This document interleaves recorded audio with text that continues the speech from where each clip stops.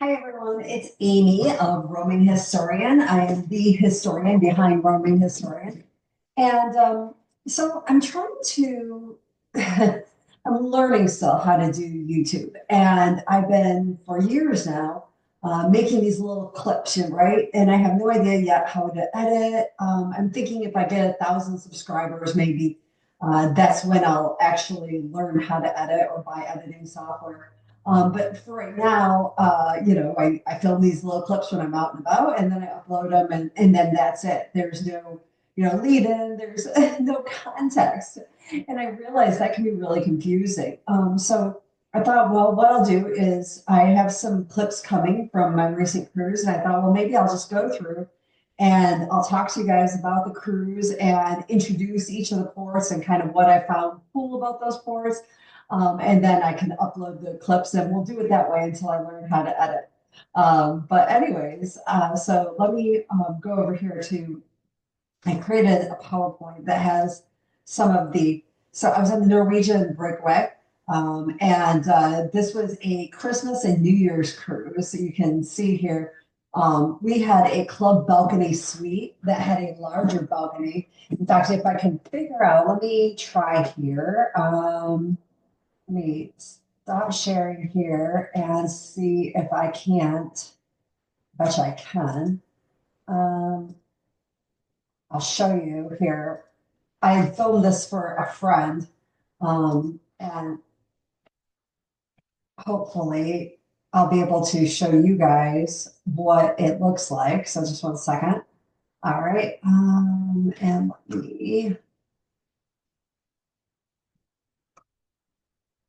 let me share my screen again. And well, even doing this, I'm not that sophisticated, am I? And so here we go. We'll share here and I'll show you guys this. So here we are. And well, this is the bathroom. And I obviously am a horrible filmer when it comes to this. But Norwegian, one of the things I do like about the club balcony suites is their bigger bathroom. But we get this kind because of this deck out here. This balcony is the larger balcony. You can see this ship is old. I'll tell you that much. The ship is quite old. It needs those two little, where you see these right here, the little plug chargers. That was it. That was it for the whole room. There was nothing beside the bed. There's a little refrigerator here, little stool. There's a couch behind it, and we'll just move it forward. A closet, a bed, and that's about it. It's not the best when it comes to storage, but what you get these rooms for is not for the storage or for even the comfort. In fact, this bed really needed a lot. You get this. This is, and you can see the Roman husband there reclining. And so that is what you go for, is that you get these big balconies that have the table, the two chairs. That's what a normal balcony has. And then you also get two recliners. So let me stop that sharing of that right now and go back over to the PowerPoint. And so, that is kind of the cool thing, is that those club balcony suites, and I'll just talk for a second, those club balcony suites, I like them for their location. One, we were on deck 8. Deck 8 is a deck that has several restaurants on it, has several bars and things. It's close to a lot of the other areas. 6 and 7 are also pretty big for restaurants and dining rooms, atrium, theater, that kind of stuff, casino, if you're into that. And so the Norwegian Breakaway, I like it. I'm not in love with it. The great things about the cruise was that it was port intensive. And so that was a lot of fun. They did try to make it really holiday-ish, but I felt like they could have done it a notch better. I mean, considering Hanukkah, there were so many different things. And the fact that we were there over New Year's Day, I felt like there was a lot of holidays besides just Christmas that weren't really even being addressed that much. We could have had some probably fun Christmas Eve stuff. We could have had some cool trivia for both Hanukkah and Christmas, New Year's Day, that kind of stuff. That was kind of missing, but they did try to decorate. There was gingerbread houses, there were trees, there was caroling on Christmas Eve, and then or Christmas night, there was caroling. And then there was like a Christmas extravaganza in the theater that was really cool. I love that we were going port. It made it a lot of fun. Here, I'll show you the ports again. Um, and so the only thing that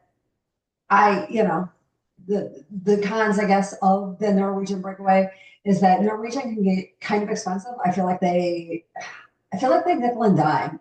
We've got a couple more cruises coming up, and one of them was with Royal Caribbean, kind of comparable, but one of them is actually with Azamara, which is a luxury line, and they're actually less expensive than what we'll end up paying when you figure in all the gratuities that we pay, the service charge, the gratuities on top of gratuities sometimes, and then you know, the, there was, of course, internet packages and things like that. And so, apples to apples, they'll actually be less expensive than the luxury line with a few more amenities, but it'll also be a smaller ship. I mean, one of the great things about the Norwegian is if you have kids, which was come for us, we didn't realize how many children would be on a Christmas cruise.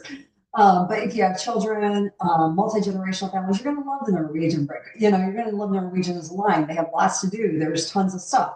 Um, the Breakaway is a little bit of an older ship. In fact, it's going into dry dock this year, 2025. So, that's good. It needs a clean coat. It needs a refurbishing. The food on Norwegian is tasty, especially we ate at Le Bistro, the French restaurant. We ate at Cagney's, the steakhouse. Those were excellent. The main dining room always puts out a consistently good product. It's not necessarily high-end food, but it's consistently good with great service. I really appreciate the service that they do. And then here's what I'm talking about. So today I'll just talk a little bit about the Dominican Republic because there were so many ports, and then I'll kind of go through some of the other ports again on a different day because I don't want this to be forever. But you can see we started off with Miami. We were out and, by sunset, we were cruising away from the port and saying goodbye to Miami.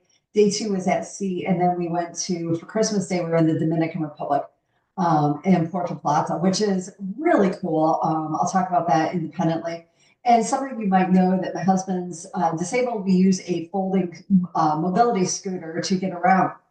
And so with that, I'll kind of also, when I can, make some comments about what I thought from an accessibility standpoint.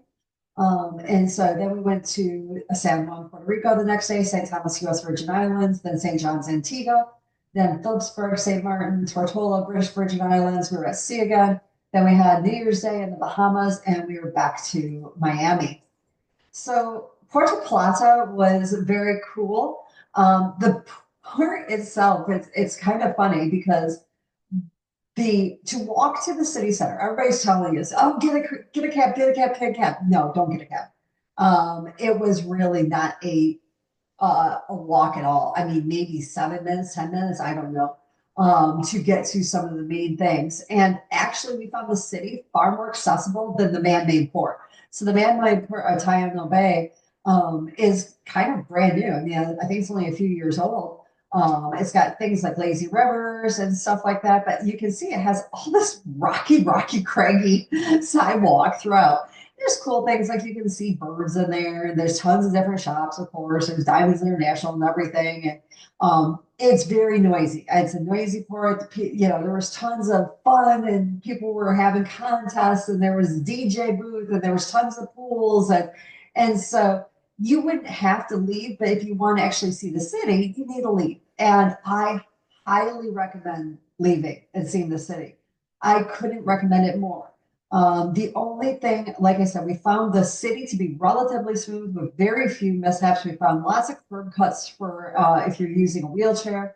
The only thing is there were some, the church, I'll show you the church, the cathedral is at the top of a hill. So you do have to go up a little bit, but I think that, most most of the time you see that in these islands, you're going to have, it's not going to be completely level, but we didn't feel like it was insurmountable uphill climb either.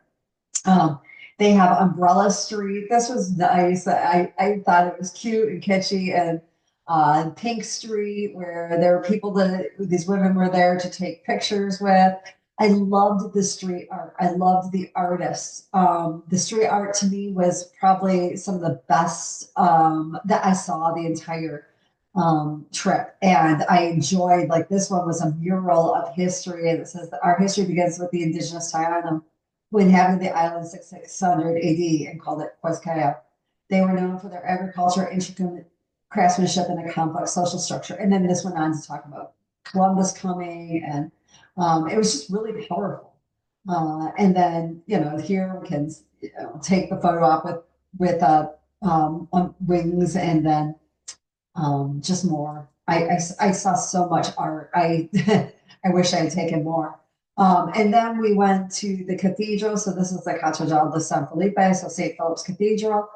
Next to this, it was cute. They had tons of stuff. You can see here, Feliz Navidad. And so I got to take a picture and a big wreath. There was Christmas trees and lots of things. Santa's sleigh was there, reindeer leading it. And so it was really fun to see that from a tropical standpoint. Inside the church, they were having a service, so I didn't take any pictures, but I did go in there for a quick moment, and it was absolutely beautiful. But I didn't feel comfortable having it with it being Mass Christmas Day to go in. And then because we weren't quite sure about the port area for the fort, and given how the port area had been, we weren't sure, like, the port to the fort for Palazzo de San Felipe, how far that would be. So we took hubby back, and then I ventured out here. Um, I think that this would have been fine from an accessibility standpoint. Once again, the port itself was the harder part to get through. It was the part where you bumpity bumpity bump bump bump because of the way they've tried to curate the cement to make it look like it's cobblestone. Why you'd want to do that, I have no idea.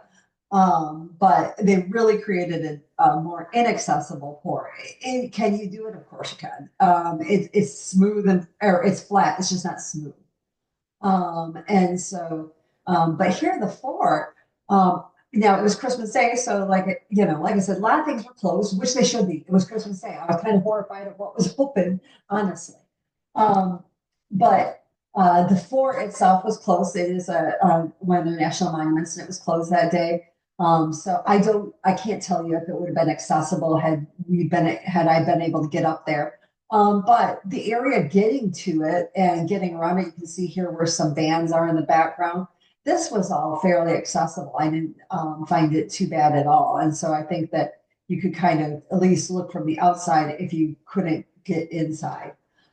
So anyways, that's it really. I'll come back and do some more.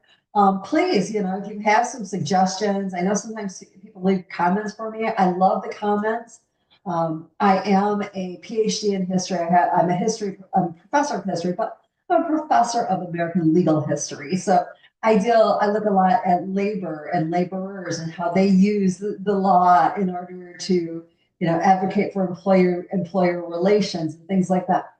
A lot of times, when I'm traveling, I'm seeing things firsthand with you. I'm learning too. So I always appreciate if somebody knows a little nugget about where I've been to share it. And if you have some feedback, some constructive feedback on how one editing software, two how I can make these more exciting for you and these videos, and I'll try to get some more of the video clips, especially at least the ones from the Dominican Republic that I took while I was there, up into the channel soon.